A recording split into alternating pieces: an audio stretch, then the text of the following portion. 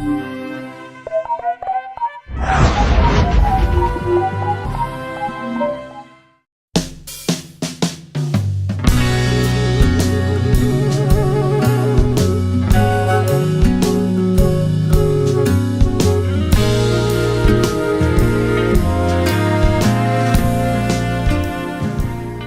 Egle!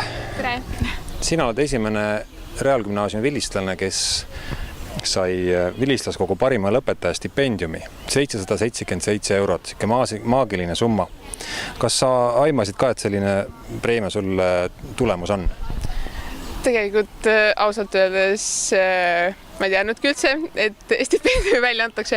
Teadsin, et mingi aeg tagasi anti Tõnukõve preemiat, aga siis mõttes meile eelneval lennul seda vist välja ei antud ja siis ma teadsin eelmisel päeval ma kusjuures selle laagrist teada, et valitakse üldse parim lõpetaja.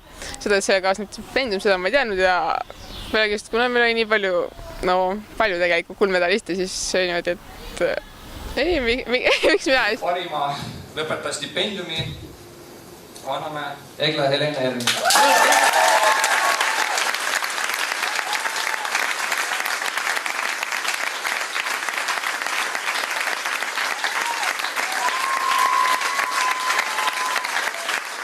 777 eurot, see vist ei ole väga väike summa. See on väga suur summa.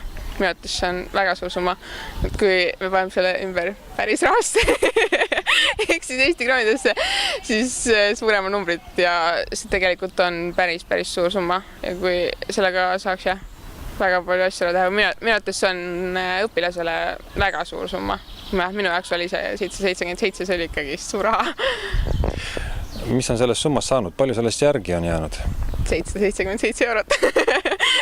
Ainult siis ma selle rahaga teinud ja ma sain selle sularahas ja panin selle pangaarvele. Aga ma ei ole sellega midagi teinud.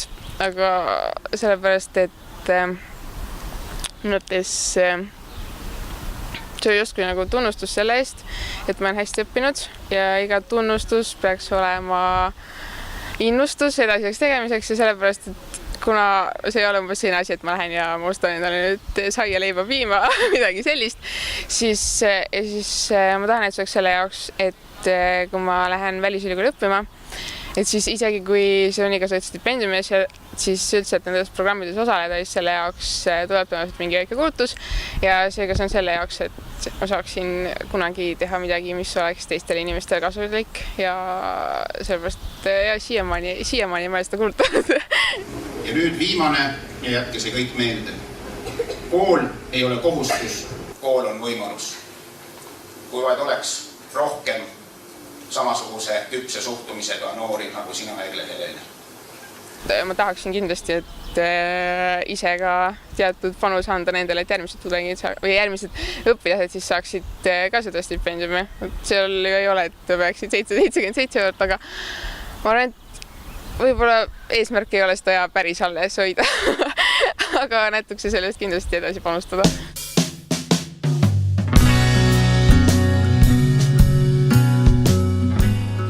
Kuidas sinul on õnnestunud nii häid õpitulemusi saavutada reaalgümnaasiumis ja lisaks veel ka sporditegemise, väga hea sporditegemise kõrvalt?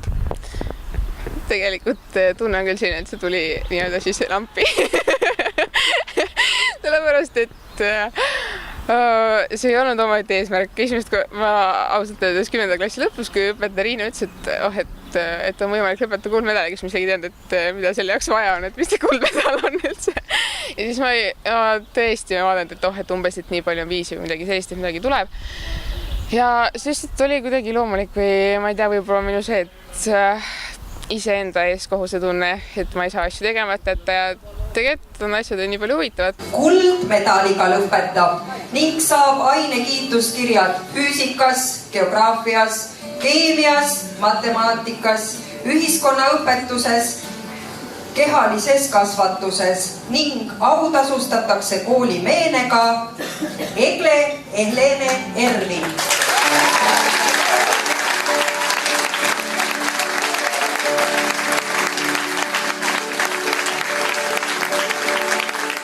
Spordi tegemisega, siis see oli nii iseenesest mõistetav, et see oli niimoodi, et iga õhtu oli trenn ja see olnud umbes niimoodi, et oi, et mul on järgmine kontrolltöö, et siis ma ei tea, aga ma arvan, et sellepärast oligi lihtne, et et nutitelefonid ja toredad asjad, aga neid ei tuleks kasutada tunni aega.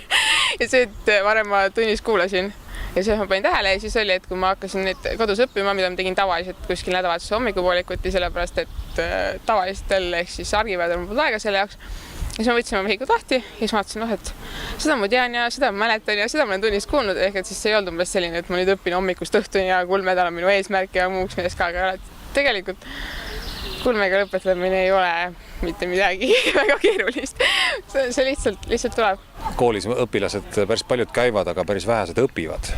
Ja see ongi õige ja väga õigesti öeldud, sellepärast, et me võimegi seal käia, ma lähen iga hommik sinna, aga kui ma sealt mitte midagi külge ei võta, kui ikkagist on kõige olulisem on see, et mis Instagramis ja Twitteris ja kus iganes toimub, siis see ei ole tegelikult kooli eesmärk või kuidas kasutada aega otstarbekalt. Ma mõttes, et koolis korrutatakse asju nii palju, seletatakse nii palju, et sul ei ole vaja kodus seda aega, aga kui sa lihtsalt istud ja siis ma arvan, et sellest tekibki see, et kui ükskord kodus õppima hakatakse, et siis on see nagu nii uus ja segane ja see on võimatu selgeks teha.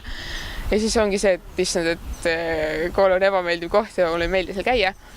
Ja tegelikult peaksin mõtlema, et miks me kooli lähme ja mitte võtma seda sellist asja, et ma pean sinna minema ja see on minu suur kohustus ja see on ebameeldiv ja õpetajad on halvad, et ma arvan, et see on tegelikult suhtumise küsimus ja üldse on see, et see suhtumine tekib sellest, kuidas me ise koolis käitume. Kuidas reaalgümnaasium on sinu nüüd praegust elukäiku ja õppimist siin Tartus mõjutanud?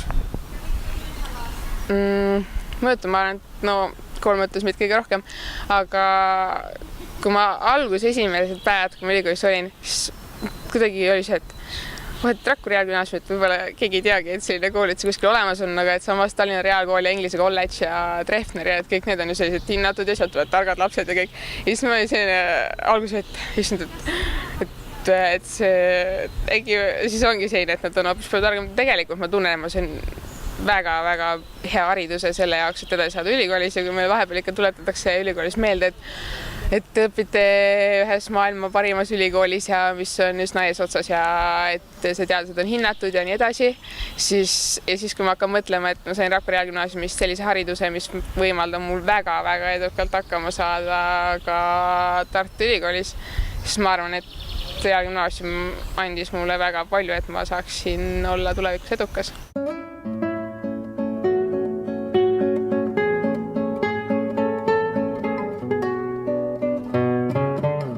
Tulles nüüd õpingute juurde, mida sa Tartus õpid? Õpin loodus- ja tehnoloogiateaduskonnas geenitehnoloogiat.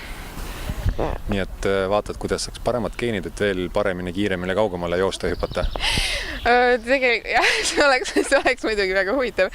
Ja kui enamus sportlasi kuulevad, et ma õpin geenitehnoloogiat, siis need esimesed on, tee geenidoping.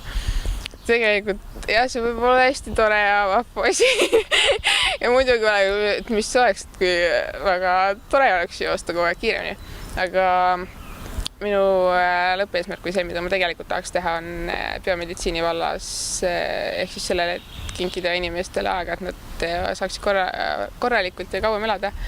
Ehk et siis igasugused geneetilised haigused, need, mis võib-olla ei ole geneetilised, aga mis on sellest põhjustatud, et midagi meie geneetilisest materjalis on siis elu jooksul valesti läinud.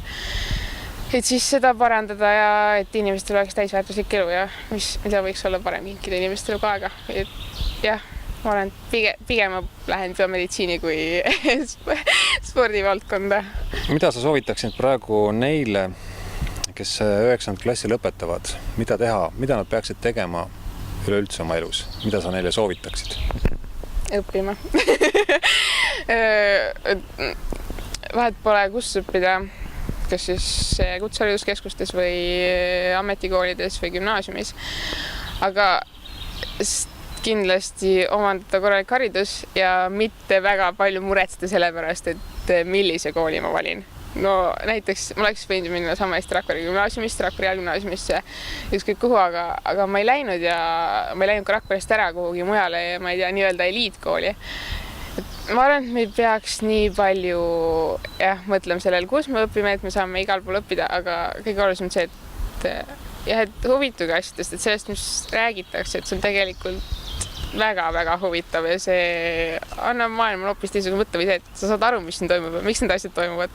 Ja selle jaoks on ja haridus on väga oluline ja haritus see, et kui sa tead, sul on inimest midagi öelda, siis tunned ennast paremini.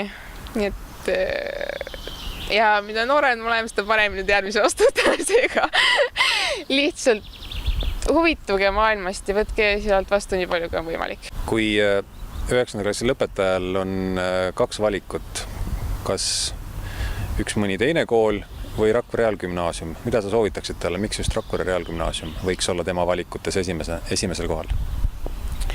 Rakvere Reaalgümnaasium, ma arvan, kõigepealt sellepärast, et Rakveres vaadatakse või Reaalgümnaasiumis vaadatakse pidevalt, et kuhugi areneda, et ühes paigal seismus, nagu meil tuli ju videostuudio, siis mingi aeg oli meedias väga üleval teema, kuidas hindamissüsteemi muuta. Et see ongi see pidev areng ja see, et ei ole see, et meil läheb ju piisavalt hästi, et nüüd lihtsalt puhkame, et ei ole midagi vaja. See ongi see, et kui edasi minna ja otsida, et võib-olla saab midagi paremini teha.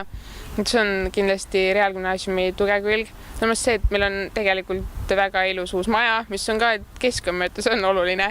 Ja see, ja kooli kollektiiv ja kuidagi see on, ma arvan, et inimestel on Rakvere Reaalgümnaasiumiga erinevaid kogemusi, aga minu kogemus oli küll see, et toetatakse ja kõik on selline nagu ühtne pere, et nüüd veel enam tundub see, et Rakvere Reaalgümnaasium tegelikult ta on nii väike osa kogu ühiskonnast asjast, et ta on tegelikult nagu kõik teevad kõik ja see on selline väike ja mõnus.